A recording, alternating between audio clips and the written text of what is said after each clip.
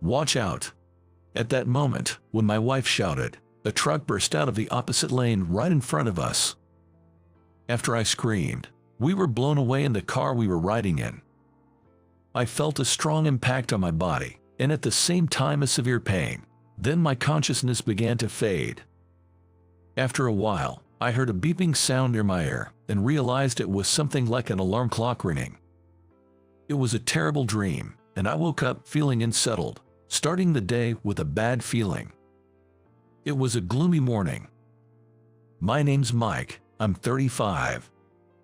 I've always been a heavy sleeper, hardly able to wake up even when the alarm goes off. When I slowly opened my eyes to turn off the alarm, I saw a plain, unfamiliar ceiling. Huh? The ceiling of my house is supposed to be wood-paneled, but this isn't my home. I tried to get up in a hurry, but for some reason, I couldn't move my body, as if I was paralyzed. Confused, an unknown woman spoke to me. "Mike, can you hear me?" I managed to nod faintly and blink, and the woman smiled with relief and then said, "Doctor, Mike's regained consciousness," and went to call for the doctor. Could it be that she was a nurse? Turning towards where the sound was coming from, the beeping was the sound of an ECG. As I tried to clear my foggy, just awakened mind, a doctor in a white coat came and started touching various parts of my body while asking questions.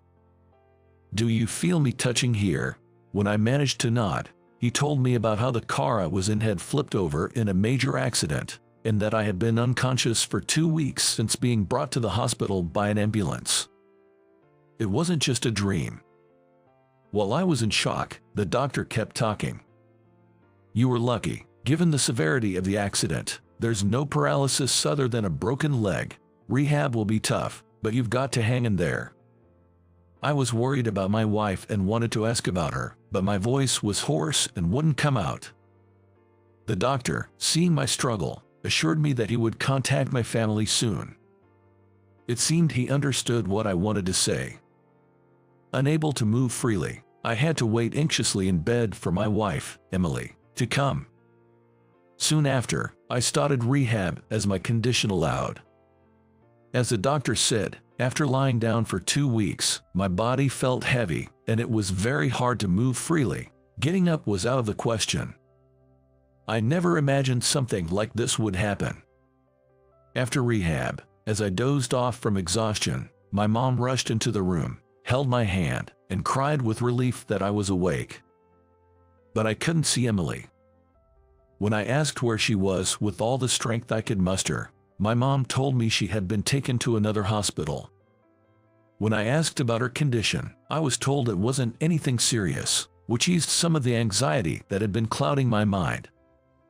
Breathing a sigh of relief, I deeply realized just how much I can't live without my wife. I wanted to hear her voice right away, but our phones were broken in the accident and unusable. It was frustrating not to be able to call Emily's hospital directly. And my mom told me that focusing on rehab to get moving as soon as possible was a priority. I was worried about Emily, but if she was in the same condition, she wouldn't be able to call. But still, I can't help but worry. The only way I can see my wife is to get moving again and visit Emily at the hospital where she's admitted. With that resolve, I pushed through rehab with the help of the therapists, desperate to get better. Thanks to all the hard work in rehab, I gradually started to be able to sit up and eventually could move myself to a wheelchair on my own. Mom bought me a new cell phone, and I tried calling Emily, but it didn't go through. Maybe she hasn't gotten a new phone yet. Mom said her injuries weren't serious, but what if she's hiding the fact that Emily's really badly hurt from me? When I pressed Mom for the truth, sure enough, she turned her face away. I don't want to think this, but Emily hasn't passed away, has she? I begged Mom to tell me the truth, and, furrowing her brows, she sat down on the chair next to my hospital bed and dropped a bombshell after telling me to calm down and listen. Emily's injury wasn't serious. She's already been discharged from the hospital, she said. But, well, she wants a divorce. She sent the divorce papers over. Looking at the divorce form handed to me by Mom, Emily's name was indeed written in her handwriting. This can't be happening. It's impossible. I can't understand why, and when I try calling her to ask for a reason, even if the phone is broken, it should at least ring, but it doesn't even do that. While I was holding my head in despair, Mom looked at me with a pained expression and said that Emily had apparently been considering leaving me for a while. But I never noticed any signs of that before. I don't know what's going on. Holding the shaking divorce papers in my hand, Mom said that since I couldn't get in touch with Emily, I might as well fill them out and send them in. At this point, I have to get better enough to go see her in person. With the sole intention of seeing my wife, I rehabbed not just in the rehab room, but also at my bedside. And 2 months later, I could walk on my own and was finally discharged. Returning home after a long time, I was confronted with the fact that all of Emily's things were gone, which made me collapse onto the floor in despair. I felt so pathetic and miserable. But I can't be satisfied without talking to her directly, so thinking the only place she could be was at my in-laws, I rushed there right away, hoping that Emily still had some feelings for me. Wishing that she would tell me she doesn't want a divorce, I sped off in a taxi. When I arrived at my in-laws and rang the doorbell, my mother-in-law answered the intercom. "It's been a while, it's Mike. Emily's there, right? I really need to speak with her, so I came over." To my surprise, she sounded shocked and said Emily wasn't there. And without even letting me in the house, she told me that they also agreed with the divorce and asked me never to come back. And after that, just like with Emily, I couldn't get through to the in-laws' house either. For a while, I waited for a call from Emily while staring at the divorce papers, but realizing she no longer had any feelings for me, I had no choice but to submit them. If it weren't for that accident, we would still be a happily married couple. No, but Mom said Emily had been thinking of divorce for a while. Maybe I just never noticed how she felt, even after all these years living together. Losing my wife makes everything seem gray. Her bright smile and laughter keep coming and going in my mind. Will I never see her carefree smile or have a casual chat with her again? My dream was to grow old with my wife at a leisurely pace, but it's been cruelly dashed. Dream can be fragile sometimes. With a heavy heart, I went back to work, starting part-time and gradually increasing to my normal workload. Half a year after separating from the love of my life, I worked desperately without distraction to cut off my feelings for her. Then, on a day when I got used to living alone, I finished work early but didn't want to go back to an empty house, so I decided to go to the last stop without getting off at my usual station. It took over an hour from my house, and it was my first time getting off at this station. Since I had nothing to do at home anyway, I thought I might as well have a drink before going back. While looking for a calm place to drink, I saw something that shocked me. As I walked past the park's parking lot, there was Emily, arm in arm, looking cozy with an unfamiliar man. To see her like this, in such a place, being affectionate. Was the reason she wanted to leave me because she was having an affair? Stunned by the shock, Emily, of all things, started to hug the man. I turned away on impulse, and as I heard the sound of a car engine. By the time I looked back, Emily had left somewhere in her boyfriend's car. As I watched the car shrink into the distance, I was tormented by a sense of solitude. Left behind alone in this unfamiliar place. My chest hurts. Seeing my wife's infidelity has left my heart in turmoil. Maybe I should have spoke to her. But we're divorced now, and doing so would probably just be a bother to her. I've lost the energy to look for a bar, and all I see is the asphalt sidewalk and the small flowers struggling to bloom on it. Their resilience makes me want to cry. Pretending to wipe sweat, I use my handkerchief to dry my tears, and I spend the whole train ride home looking down. Before I know it, it starts to rain, and drops patter against the window. When I arrive at my usual station, The rain pours down as if to reflect my mood. Feeling like crying, I walk home in the rain without an umbrella, getting soaked to the skin. I wish I could disappear with this rain. I don't want to go back to that dark house. But as I walk, I see lights on at my place. I couldn't help but quicken my pace. My pace quickens, thinking maybe, just maybe, Emily has come back. I hurry to unlock the door, and as I step in, I'm greeted by the smell of delicious cooking. As I call out I'm home and open the entrance, I hear the sound of footsteps rushing towards me. Oh dear, you're soaked. Didn't you have an umbrella? Go take a bath quickly.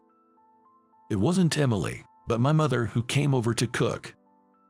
Worried by my obvious disappointment, she asks if I'm okay, and I tell her honestly that I saw Emily today. Suddenly, my mom went into another room to make a call, then came back with unexpected advice. Go back to where you saw Emily tomorrow. I ask why, but Mom only says, I'll understand if I go. She tells me to see for myself, but is she implying that I need to face reality?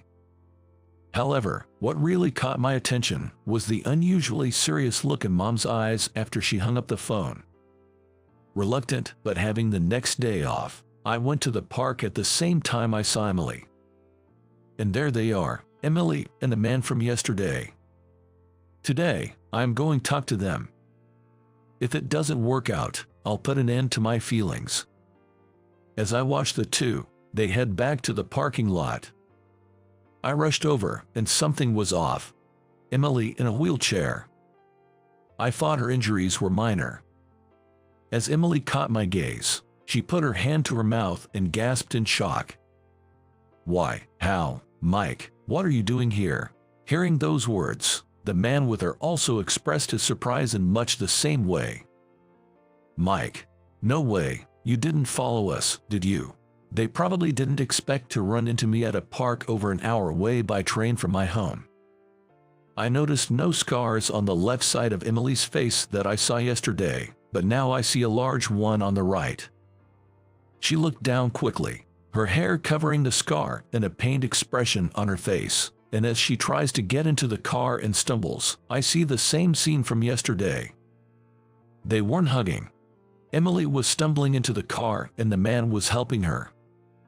I asked them to explain, but Emily stayed silent, her face downcast. So I asked the man about his relationship with Emily, and he confessed everything. After the big accident, Emily sustained spinal cord damage and became paralyzed from the waist down, slowly coming to grips with the fact that she'll never be able to part with her wheelchair. And she's left with a large scar on her face. Indeed, she was more severely injured than me, which is why she was taken to a different hospital. After hearing I regained consciousness, Emily was relieved but felt she couldn't burden me and decided on a divorce. She was advised against it by my mother, but her decision was firm. I told Emily that I wouldn't have wanted a divorce if I'd known all this, and she finally spoke, sharing her feelings. I was driving when we had the accident. I can face you, I feel so guilty. I don't want to be your burden. So, find someone worthy of you and enjoy your life. She conveyed in a whisper thin as a thread, revealing the depths of her struggle. I couldn't bear to think of her pain. The man accompanying her was Emily's cousin, John. Emily explained that John, who is a rehab therapist, helps her with walking exercises outside of her regular hospital sessions. But I just can't walk, she admitted, a look of utter defeat crossing her face as she slapped her unmoving legs. Could it have been Emily my mom was calling? When I asked, Emily said she hadn't received a call, but her mother had last night. The timing matched, and it must have been our parents talking. They probably hoped we would get back together. I still love Emily, I told her, unaffected by her paralysis or the scars, but she didn't nod in agreement. I decided to wait for as long as it takes for Emily to change her mind and asked John to let me take over her rehab. After some initial hesitation, she began to see improvements from her sessions. Today, she stood up for a few seconds. You did it, Emily." Her smile brought back memories of our time as husband and wife. It was now or never. With all the courage I could muster, I laid bare my feelings. "Emily, marry me again. If you're smiling beside me, that's all I need for happiness. Marry me. Think of it as saving me, please." Her hand in mine, her warm tears fell. This warmth is nostalgic. "Are you sure I'm enough?" she asked. "It has to be, Emily," I replied and hugged her tight. Amidst sobs, Emily accepted my proposal. She must have wanted to cry for so long. "We'll share our sorrows from now on, Emily." Our gray life had ended, and my life began to shine with rosy hues. We went straight to Emily's parents to get their blessing for our second marriage, and her mother said it was just as she planned. Indeed, it was Emily's mother my mom had called. The cupids of our love story were our mothers, a slightly surreal thought, but I was only grateful. My gloomy feelings cleared, leaving me feeling as fresh as a clear blue sky. Emily shared my feelings and smiled. Our parents approved of the remarriage, so everything progressed smoothly. After submitting our marriage registration, I took some time before inviting my wife back home. I made our home wheelchair accessible for her comfort before Emily returned. The happy days I spend with my wife are incredibly precious to me. Then, I searched far and wide for a doctor who could treat the scar on her face, and we successfully scheduled the surgery. Hearing that the scar would be much less noticeable, Emily was overjoyed. I vowed to not only heal the scar on her face but also the scars on her heart, promising to protect Emily for a lifetime.